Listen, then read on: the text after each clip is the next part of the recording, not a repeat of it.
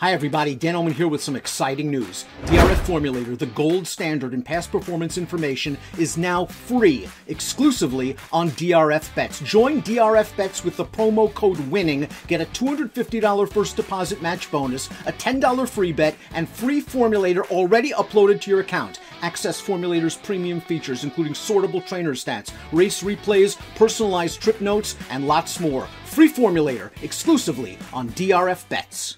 Hi everyone, 3 graded stakes races on Saturday at Santa Anita, and we'll take them separately, starting with race number 4. It's the San Vicente Stakes, a grade 2 sprint, 7 furlongs for 3-year-olds. There were 15 horses nominated to this year's San Vicente, 8 of them trained by Bob Baffert. 3 of the 5 that entered the San Vicente are trained by Baffert. Baffert has won the San Vicente 10 times. The most significant San Vicente winner for Baffert was way back in 1997 when Silver Charm kicked off his 3-year-old season with a win in the San Vicente, and he, of course, would go on to win the Kentucky Derby a few months later.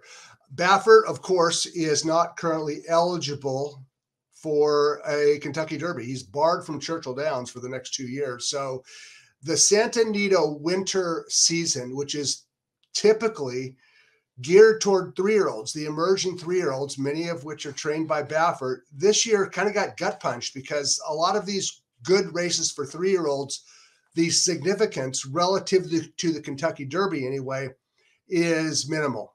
So that's kind of where we're at this year in Southern California with the 3-year-old crop. Let's take a look at the field for the San Vicente. It's a small field of 5. I'm not convinced that all 5 of these are going to start. What in blazes, I believe, is on the fence. So he's the longest shot in the field anyway. And we have at least 4 confirmed starters as of Thursday.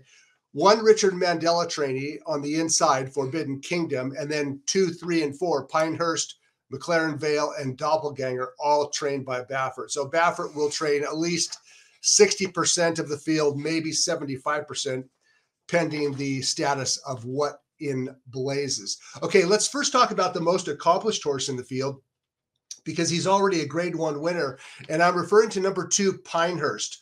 Pinehurst is a son of Twirling Candy, and he made his career debut in early August down at Del Mar. We're going to take a look at his maiden win and his second start in the grade 1 Futurity. First time out, Pinehurst, he had a battle on his hands. He was up against N-Bar, had to fight every step of the way, and these two kind of threw it down. They finished more than 11 lengths clear of third.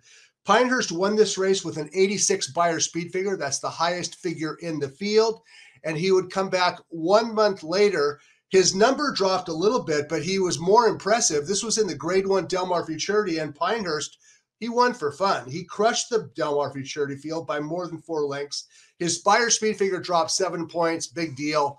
It dropped down to a 79, but he became a grade 1 winner and a dominant grade 1 winner at that, Pinehurst. He subsequently took 2 months off and took a shot in the Breeders' Cup Juvenile, chased after Corniche, and kind of faded and finished mid-pack. He finished 5th of 11 in the Breeders' Cup Juvenile. Pinehurst on Saturday is making his first start of the season, his first start since the Breeders' Cup, and based on his established ability last year as a 2-year-old, you at least have to respect his chances first start back.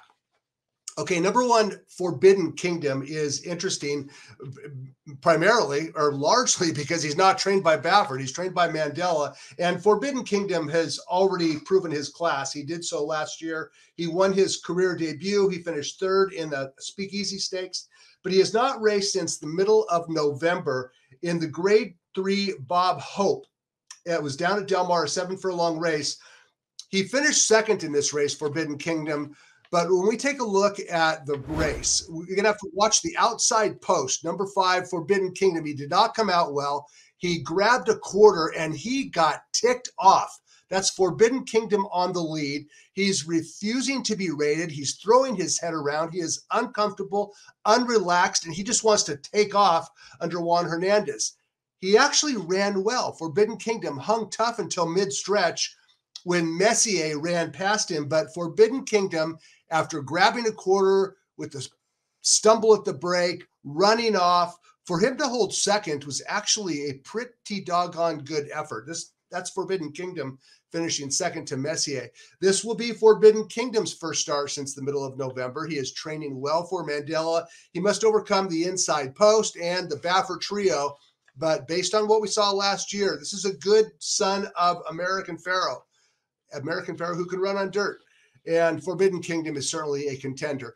The favorite, I think he's going to be the favorite anyway, is number 4, Doppelganger. And I say that based on a couple reasons. First of all, he's ridden by Pratt, and he was ridden by Pratt first time out, and his debut victory was impressive. We're going to take a look at Doppelganger's stretch run. He broke from the inside post at Los Alamitos in a relatively big field of 9. He raced inside. He took dirt every step of the way. And Flavien Prat is going to sit motionless on Doppelganger, and he's going to win easily by more than 3 lengths. He earned a respectable 80 Beyer speed figure, winning clear.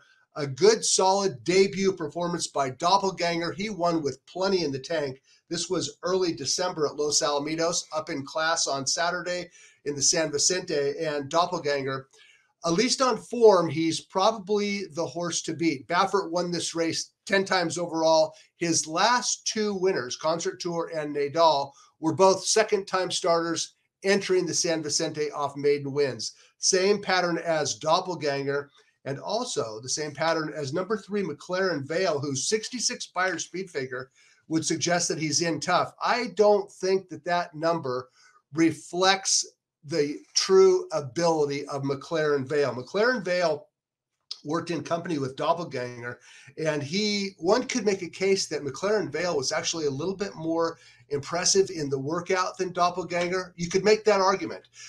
On form, on established ability in the afternoon, and from where he's drawn on the outside and what he showed first time out, I have to believe that Doppelganger is the horse to beat. But really, when it comes right down to it, whether 5 horses start in the San Vicente or 4, it's really not much of a betting race. It's the San Vicente Stakes. Baffert has 3 entered, trying to win it for the 11th time. Race 4, Saturday at Santa Anita.